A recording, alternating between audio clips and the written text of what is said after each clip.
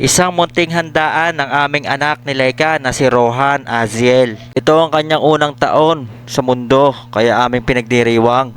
Nasana'y bigyan pa ng maraming kaarawan at magandang kalusugan. Pasensya na at ito lang ang aming nakayanan. Pero ayos din naman, marami na rin makakakain din eh. Palagay ko'y mabubusog din naman lahat ng mga darating na bisita. Biyernes ang kaarawan, Sabado namin dinaos. At ito na nga, 8 pukpok, 1 tugak ang inabot ng baboy na aray. Talagang kami pinahirapan. Ay oversize eh. Kalakay. Pagkatapos ay hiniwag-hiwag na, pinagparte-parte na para sa mga lulutuin. Shoutout nga pala sa mga nagluto, sa mga nagkatay. Maraming salamat.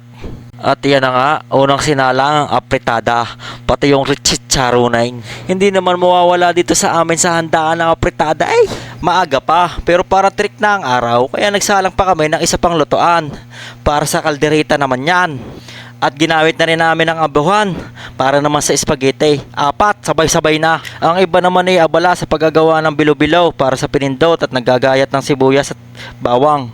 Nang matapos na ang lahat ng karneng niluto, inumpisahan na ang paggawa ng bilo-bilo. At isinabay na rin ang pagluluto ng kanin.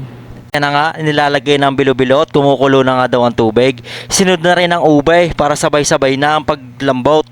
Shoutout nga pala sa mga nagluluto. Maraming salamat. Sa isang tulyasi naman ay ako na ang nakatoka, kanin ang lulutuin. Tagahalo lang naman ako, nasunod lang ako sa MasterChef. Kung anong sabihin niya, edi sinusunod ko lang. Huwag daw yan naaahunin hanggat hindi luto.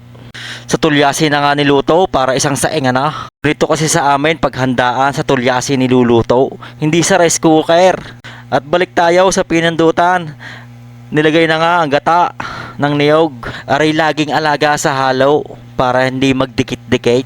Nang maluto na pinindot at hinango na rin, ay naghayi na din sa labas para pag may dumating na bisita ay pwede nang kumain. At ito na nga, dumating na ang lolo, lola, tito, tita, ninong, ninang, kuya, ate ni Rohan. Nagpicture-picture muna. Tapos nagdasal, pasasalamat sa Panginoon. At nagsimula na nga kumain. Sila pa lang ang bisita ang dumating.